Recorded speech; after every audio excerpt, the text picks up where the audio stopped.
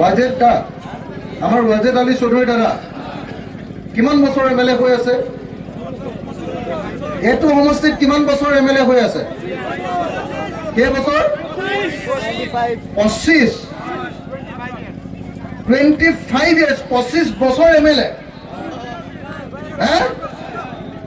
25 বছৰ MLA ইয়াতে ৱাজেদ দা নে এইটো নতুনকে পৰিছে নে আগৰ পৰাই ৱাজেদ দাৰ সমষ্টি? 25 বছৰ MLA, ৰাস্তাটো বনোৱা নাই। তেতিয়াতো মোৰ লগতে বহে MLA হিচাপে, একেলগতে বহো, মই এতিয়া গালিও পাৰিব নোৱাৰো। মন্ত্ৰীও আছিল ন? কি মন্ত্ৰী আছিলে? চৰ উন্নয়ন মন্ত্ৰীও আছিলে।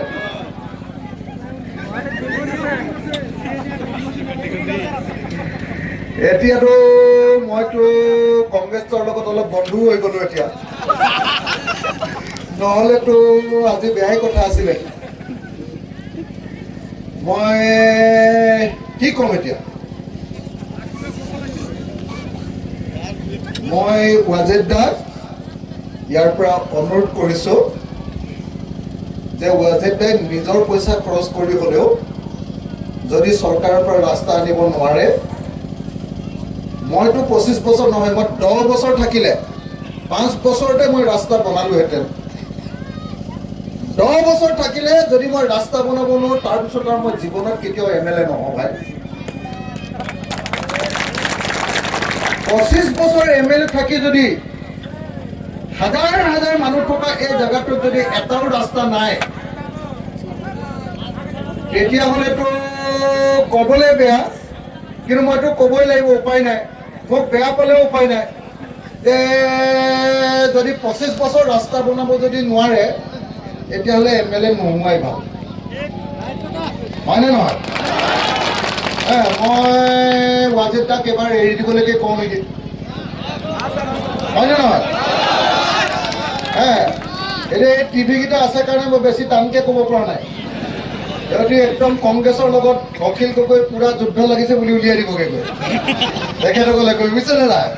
কিন্তু একদম সঁচা কথা দেই, বেয়া পাই ভাল পাই মই নাজানো। 25 বছৰ MLA কৈ থাকি নিজৰ সমষ্টিত যদি এই ৰাস্তাটো অকল কেৱল বালি আছে আৰু বালি আছে। মই আহিছো যে চাওকচোন, আপুনি মোৰ পেণ্টটো চাওক, এইটো পেণ্টটো চাওকচোন, গাড়ীত অহাৰ পাছতো কেনেকুৱা হৈছে, হয়নে নহয়? মোৰ মূৰটো চাওকচোন, আজি চৰ্দি হোৱাটো কনফাৰ্ম, হয়নে নহয়? মই বেয়া নাপাব ৱাজেদ দা, মই আপোনাৰ সমষ্টিলৈ আহিছিলোঁ, মই আপোনাক ব্যক্তিগতভাৱে বেয়া নাপাওঁ, ভালে পাওঁ, কিন্তু আপোনাৰ সমষ্টিটোত যিমান ৰাস্তা বেয়া, ইয়াৰ পাছত আচলতে মই বেয়া নাপাব ৱাজেদ দা, আপুনি আকৌ MLA হ'ব নালাগে, হয়নে নহয় কওক? মইতো বিজেপি হোৱা হলেতো এতিয়া উৰাই দিলোহেঁতেন। অলপ কথা নাপাতিব, আৰম্ভ কৰিছো। শ্ৰদ্ধেয় আমাৰ সন্মানীয় মুৰব্বী সমাজ, মহিলাসকল আৰু আমাৰ ৰাইজৰ দলৰ ধুবুৰী জিলা কমিটিৰ সভাপতি জামালউদ্দিন জামালকা, আমাৰ সাংগঠনিক সম্পাদক, কেন্দ্ৰীয় কমিটিৰ সাংগঠনিক সম্পাদক মুছলিম উদ্দিন চৌধুৰী, আমাৰ এই অঞ্চলৰ আঞ্চলিক পঞ্চায়তৰ আপোনালোকে জয়ী কৰাইছে নহয় জানো ইয়াকো?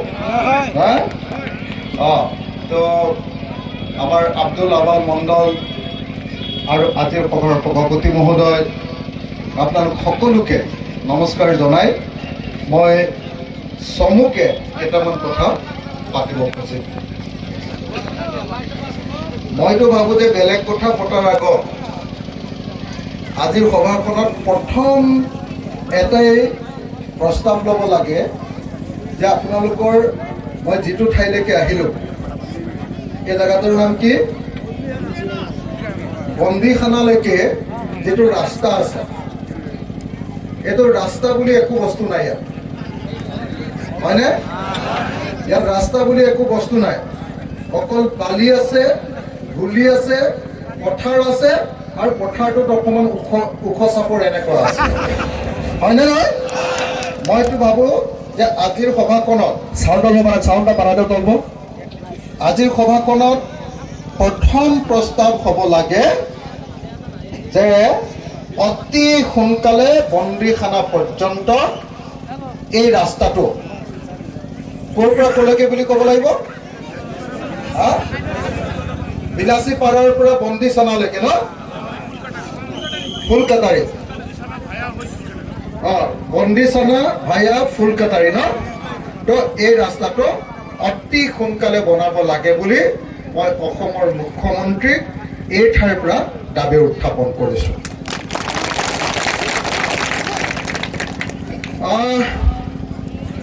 আপোনালোকৰতো ৰাস্তা বুলি একো বস্তু নাই, হয়নে?